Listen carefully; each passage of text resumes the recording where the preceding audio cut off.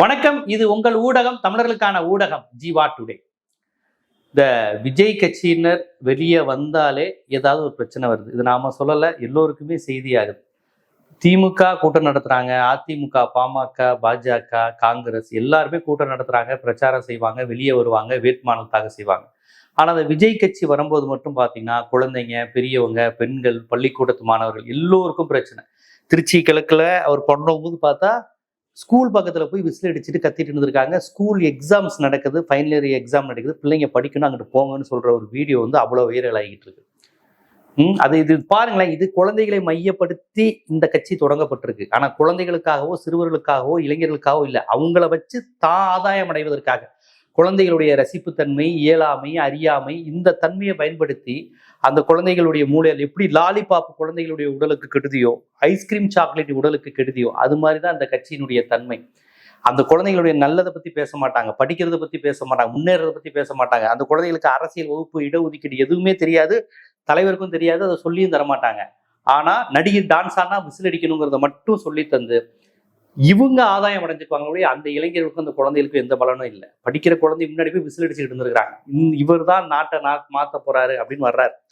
இதுல நம்ம இன்னொரு செய்தி நம்ம கவனிச்சுக்கணும். அப்புறம் முன்னாடியத்து நைட்டு பாட்டில கொண்டு எரிஞ்சிட்டாங்க அப்படின்னாங்க. அதை ஏன் சார் அடுத்த நாள் நீங்க பேசல? பாட்டில கொண்டு திமுகவினர் எரிஞ்சிட்டாங்கன்னு அன்னைக்கு பேசி எங்க அம்மா சின்ன வயசுல செத்து போயிட்டாங்கன்னு என்னென்னமோ சம்மந்தம் இல்லாம பேசினார் ஆதவர்ஜுனா.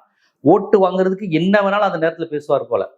இவர் இப்போ அவங்க அம்மா சின்ன வயசுல செத்து போனதுக்கும் இன்னைக்கு ஒரு ஓட்டு போடுறதுக்கும் என்ன சம்மந்தம் இருக்கு? என்னென்னமோ சொல்லி என்ன ரேஞ்சுக்கும் இறங்குவாங்கங்கிற மாதிரி சொல்றது. எங்களுக்கு கஷ்டம் தர்றாங்க, துன்பம் தர்றாங்க. யார் கஷ்டம் தர்றா, யார் துன்பம் தர்றா, அதை பத்தி எதுவும் கிடையாது. பிஜேபி எதிரி, ஆனா பிஜேபி விமர்சிக்க மாட்டோம். என்ன கட்சி என்ன பேட்டர்னே தெரியாது. திமுகவும் மாற்று, ஆனா அந்த கட்சியில இருந்து வந்தவங்களுக்கு எல்லாம் கேண்டிடேட் சீட்டு. இப்ப பாருங்களேன், ஆதவர்ஜுனா திமுக காரன் கண்ணாடி விட்டு எரிஞ்சு அந்த சில் வந்து ஒரு லேடி மீது பற்றுச்சு. நான் உட்காருவேன்னாரே, உட்கார வேண்டியதானே? குற்றவாளியை கண்டுபிடிக்கிற வரையும் உட்கார வேண்டியதானே சார்? யாருன்னு கண்டுபிடிங்க. திமுக காரன் தானே சார் செஞ்சான். அப்புறம் திமுக காரனை கண்டுபிடிக்க வரையும் உட்காரணும், நீங்க உட்காரணும்ல. ஏன் நீங்க உட்காரல? செஞ்சது யாரு? ஆதவர்ஜுனா இப்படி எத்தனை பொய் சொல்லியிருக்காரு. பொய், அவதூறு அப்படி தூண்டி விடுற மாதிரி ப்ரோக் பண்ணி விட்டுட்டு போயிட்டே இருக்கிறது. அவருடைய பேட்டனே அதான். பாஜக காரங்க கூட தமிழ்நாட்டுல இந்த அளவுக்கு மக்களை தூண்டி விடுற மாதிரியான அரசியலை செய்யல. ஏன்னா தமிழ்நாடுடைய பேட்டன் பாஜக தெரிஞ்சு பதுங்கி பம்மி தான் பண்றாங்க. மதவெறியோட பேசுறது இல்ல, வடக்க பேசுற மாதிரி இங்க பேச மாட்டாங்க, இங்க சமாளிக்க தான் செய்வாங்க. ஆனா ஆதவர்ஜுனா மாதிரி ஆட்கள் ஓப்பனா மக்களையும் இளைஞர்களையும் அந்த படிக்காத குழந்தைகளையும் தூண்டி விடுறதுல அவ்வளவு வெறி. ஆனா யோசித்து பாருங்க, திமுக எங்களை கல்ல விட்டு இருக்கு, திமுக பாட்டில் குடிச்சு அந்த பசங்களை எவனா ஒருத்தன் கலவரம் செஞ்சிட மாட்டானா நினைக்கிறாங்க. தேர்தல் நின்றாதான் நினைக்கிறாருங்க. தேர்தல் தள்ளி யூஸ் ஆகும். ஒரு கடைசி நேரத்துல தேர்தல் தமிழ்நாட்டுல இப்போதைக்கு ஃபேவரா இல்ல பிஜேபிக்குன்னா இந்த ஆதவர்ஜுனா மாதிரி ஆட்களை வச்சு எதையாவது பேச வச்சு இளைஞர்களை தூண்ட விட்டு ஒரு கலவரம் மாதிரி உண்டு பண்ண கூட இவங்க பண்ணுவாங்க. ஏன்னா பிஜேபி, ஆளுநர், தேர்தல் ஆணையம் எல்லாம் ஒன்னா இருக்கிற நேரத்துல ஆதவர்ஜுனா மாதிரி ஆட்கள் யாருக்கு பயன்படுவாங்கிறத புரிஞ்சுக்கோங்க. வேற ஒண்ணும் இல்ல. ராம்தாஸ் அத்வாலே சொல்லியிருக்காரு, எலெக்ஷனுக்கு அப்புறம் விஜய்லாம் நம்மகிட்ட தானே வரப்போறாரு இருக்காங்க. போஸ்ட் அலைன்ஸ் ஒருவேளை அப்ப விஜய் கட்சி ஒருவேளை ஜெயிக்குது, 2-3 சீட்டு 4 சீட்டு ஜெயிச்சா கூட எவ்வளவு பெரிய ஆபத்துன்னு பாருங்க. ஏதாவது தொங்கு சட்டமன்றம் இந்த மாதிரிலாம் வந்துடாதா? விஜய் கட்சி ஒரு 7-8 சீட்டு வந்துடாதான்னா டக்குன்னு பிஜேபி ஆட்சி அமைச்சிருவாங்க, இவங்களை அலையன்ஸ்ல சேர்த்துருவாங்க. விஜய் கட்சியினர் மத்தியிலேயே பேச்சு வந்து தொங்கு சட்டமன்றம் வரணும், தொங்கு சட்டமன்றம் வந்தா பிஜேபி ஆட்சி தான். அதான் ராம்தாஸ் அத்வாலே மனசா சொல்றாரு, இதுதான் நடக்க போகுதுன்னு. ஆதவர்ஜுனாவும் தகுந்த மாதிரி பாருங்க, அவருடைய பேச்சு எல்லாமே தூண்டி விடுறதுதான். சரி சார், முன்னா நேத்து கண்ணாடி குஞ்சு அடிச்சிட்டாங்கன்னு ஒரு அவதூறு ஒரு இதை சொன்னீங்க. அதுக்கப்புறம் அதை பத்தி பேசுவதில்லை. செந்தில் பாலாஜி தான் கத்தி வச்சு குத்துனாரு நீங்க, அதுக்கப்புறம் அதை பத்தி ஏன் பேசல? ஸ்ப்ரே அடிச்சு கொண்டுட்டாரு நீங்க, அதுக்கப்புறம் அதை பத்தி பேசல. இஷ்டத்துக்கு அந்தந்த நேரத்துக்கு வாய்க்கு வர்றதை அடிச்சுட்டு மன்னிப்பு கேட்காம, கொல்லாம, திரும்ப பெறாம நீங்க பாட்டுக்கு போயிட்டீங்க. ஓகே, நேத்து காரு ஏத்தப்பட்டிருக்கு, ஒரு காவலர் மேல கால் முறிவு ஏற்பட்டிருக்கு, எலும்பு முறிவு, ஒரு போலீஸ்கார். இந்த கட்சியினுடைய பேட்டனை பாருங்களேன். இப்ப திட்டமிட்டு ஒரு போலீஸ்காரரை ஏத்திருக்க மாட்டாங்க. நம்ம வந்து விஜய் கட்சியினர் மாதிரி அவதூறு பண்ணக்கூடாது. விஜய் கட்சி தான் காரை விட்டு ஏற்றி இருந்தாலும் கூட திட்டமிட்டு பண்ணியிருக்க மாட்டாங்க. முதலமைச்சர் சொன்னார் பாருங்க, எந்த ஒரு தலைவனும் தான் கட்சியை சேர்ந்த தொண்டர்கள் சாகணும்னு நினைக்க மாட்டாங்கன்னு. ஆதவர்ஜுனாவே கூட திட்டமிட்டு ஒரு போலீஸ் காரை ஏற்றணும்னு நினைச்சிருக்க மாட்டாங்க. இப்ப நீங்க ஏத்துனதுக்கு இதே வந்து நீங்க அந்த கார்ல இல்லாம, உங்க காரா இல்லாம வேற ஏதோ அந்த நிகழ்ச்சி முடிஞ்சு ஒரு 10 நிமிஷம் நடந்திருந்தா ஆதவர்ஜுனா நேரத்தில் சொல்லியிருப்பாரு, திமுக திட்டமிட்டு ஒரு போலீஸை ஏற்றி கொலை செய்ய முயற்சி பண்ணிட்டு எங்க மீது பழி போட பாட்டுச்சு, எங்க மீட்டிங்ல திட்டமிட்டு காரை திட்டமிட்டு கொண்டு வந்துட்டாங்க, ஏற்கனவே ஆம்புலன்ஸ்ல இருந்து எல்லாத்தையும் இயல்பா நடக்கிற எல்லா விஷயத்தையும் திமுக திட்டமிட்டு செய்யுதுனாங்க. இப்ப இந்த கார் ஏத்துனதுல இவர் தொடர்பு இல்லாம இருந்திருந்தா இவர் இதைத்தான் பேசியிருப்பாரு. சரி, அந்த கார் ஏத்துனதை பத்தியே நீங்க ரொம்ப பேசல. இப்ப இவங்க நிகழ்ச்சிகளை மட்டும் எப்படி சார் போலீஸ் மயக்கம் போட்டு விழுகுறாங்க, போலீஸ் மேல கார் ஏறுது, குழந்தைங்க சாகுறாங்க, பொம்பளைங்க அழுகுறாங்க, ஆம்பளை பொம்பளை வித்தியாசம் இல்லாம சாகுறாங்க, வயசானவங்க சாகுறாங்க, மயக்கம் போட்டு விழுகுறாங்க, காருக்கு நடுவுல போய் விழுந்து ஒருத்தர் செத்து போயிடுறான். இதெல்லாம் ஏன் சார் இவங்க மீட்டிங் மட்டும் நடக்குது? ஏன்னு கேட்டீங்கன்னா, இந்த மீட்டிங் இருந்து ஒரு அரசியல் ரீதியா வரல, இவரை பாக்குறதுக்காண்டி வராங்க. அது மட்டும் இல்ல, ஒரு மிகப்பெரிய அயோக்கியத்தனம். 300 ரூபா கொடுத்து ஒரு வேன்ல வச்சு கூட்டி வந்தாங்கன்னு நேற்று ஆதாரத்தோட வீடியோ இருக்கு, நான் உங்களுக்கு காமிக்கிறேன். 300 ரூபா கொடுத்து இப்ப பாட்டி எல்லாம் பேசுறாங்க, 300 ரூபா கொடுத்து வேன்ல வச்சு கூட்டி வரான். அப்ப இயல்பான கூட்டம் இல்ல, திட்டமிட்டு கூட்டி வர்றாங்க. அந்த தொகுதிக்கு அந்த தொகுதி ஆளை கூப்பிடுறது இல்ல. இவங்க ஒரு தொகுதியில மீட்டிங் நடத்தினா பக்கத்துல 10 தொகுதி ஆட்களை கூட்டு வந்து இறக்குறது. ஆனா திமுக என்ன பண்ணுவாங்க, இப்ப ஈரோடு கிழக்குல ஒரு மீட்டிங் நடக்குதுன்னா அந்த ஈரோடு கிழக்கு தொகுதிக்கு உட்பட்டவன் மட்டும்தான் வருவான். ஈரோடு மேற்குல உள்ளவங்க கூட வரமாட்டான், அவங்களுக்கு பக்கத்துல வேற மாவட்டம் வரமாட்டான். ஏன்னு கேட்டீங்கன்னா, அவனுக்கு அந்த மாவட்டத்துல அவனுக்கு கட்சி வேலை இருக்கு. நான் சொல்றது புரியுங்களா? அந்த மாவட்டத்துல அவனுக்கு கட்சி வேலை இருக்கு. ஈரோடு கிழக்கு யார் பாக்குறாங்களோ அவங்க பார்க்கட்டும், நம்ம மாவட்டத்துல வைக்கும் போது கூட்டம் கூட்டணும்னு அந்த மாவட்டத்து தொகுதி தான் வருவாங்க. இந்த கட்சிக்கு வந்து கட்சி வேலைன்னா என்னன்னு தெரியாது. பூத்துல போறதுக்கு ஆள் இல்லைன்னு இன்னைக்கு ஒன் இண்டியா வெப்சைட்ல ஆதாரத்தோட ஷியாம் சுந்தர்ங்கிற ஒரு செய்தியாளர், சீனியர் ஜேர்னலிஸ்ட் எழுதியிருக்கிறாரு. ஆதாரத்தோட போட்டிருக்காரு. பூத்துல வேலை பார்க்க ஆள். விஜய் வந்தா கூட்டம் வருது, விஜய் வந்தா 300 ரூபாய் 500 ரூபாய் கொடுத்து உங்க ஆளை கூட்டிட்டு வராங்க. ஆனா கட்சி வேலை பார்க்க ஆள் இல்ல.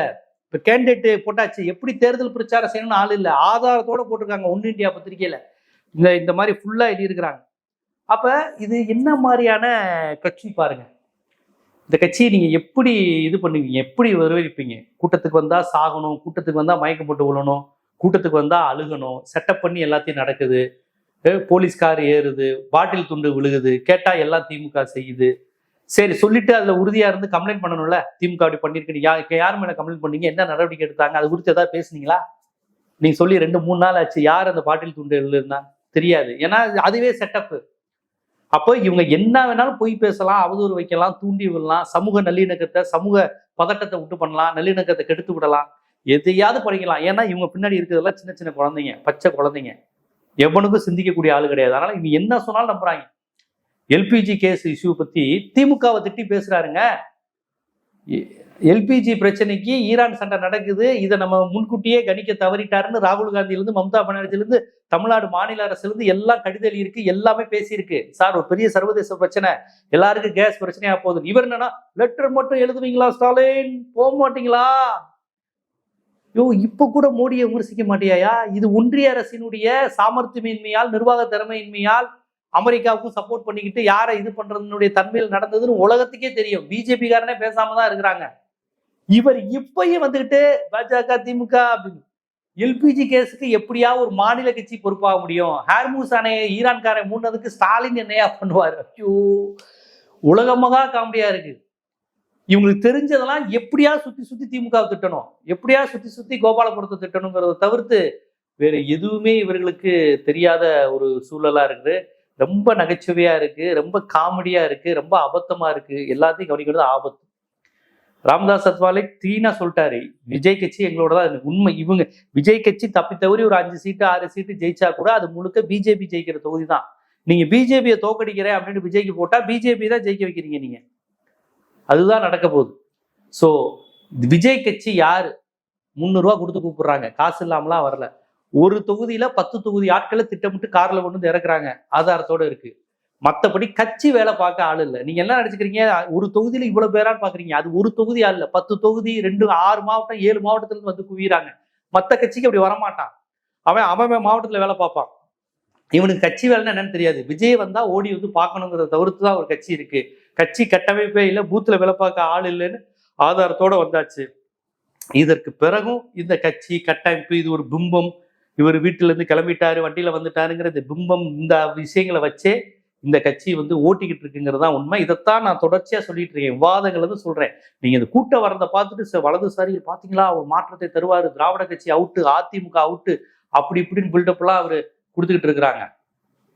நேற்று பாருங்க, எம்ஜிஆர் சிலை முன்னாடி இருந்து பேசுறாரு. எம்ஜிஆருக்கு இவருக்கு என்ன சம்பந்தம்? எம்ஜிஆருக்கும் இவங்க அப்பாவுக்கும் என்ன சம்பந்தம்? இவர் எப்ப எம்ஜிஆர் ரசிகரா மாறினாரு? இவர் ரஜினி ரசிகரா தானே இருந்தாரு. எல்லாமே போய், எதுலயும் யதார்த்தம் கிடையாது, எதுலயும் உண்மையே கிடையாது. இவர் எம்ஜிஆர்னு சொல்றதும் உண்மை கிடையாது, ஜெயலலிதா தலைவர்னு சொல்றதும் உண்மை கிடையாது. எம்ஜிஆர் ஜெயலலிதாவுக்கும் இவருக்கு என்ன நடந்துச்சுன்னு உலகத்துக்கே தெரியும். ஏதோ ஒரு அரசியலுக்கு வந்துட்டு சொல்லி கொடுத்த ஸ்கிரிப்டை சின்ன பிள்ளை மாதிரி திருப்பி திருப்பி சொல்லிக்கிட்டு, இதை ஏன் எதுக்குன்னு கேட்கக்கூடிய சிந்திக்க திராணி இல்லாத பச்சை குழந்தைகளை வச்சுக்கிட்டு 30, 35, 40 வயசு வரையும் ஆட்கள் சில பேர் இருக்கிறாங்க. அவனும் 18, 15, 14 வயசு குழந்தை கூட அறிவோடு தான் இருக்கிறான். சமையல் எரிவாயு பிரச்சனைக்கும் ஜியோ பாலிட்டிக்ஸ் ஸ்கூல்ல தொடர்பு கூட தெரியாம இதுக்கு ஸ்டாலின் தானே காரணம் அப்படின்னு கேட்கிறாங்க. ஆனா இவர் பிஜேபியை ஒருபோது, ஜனநாயகம் பிரச்சனையில கூட பிஜேபி எதிர்க்க மாட்டாராம்.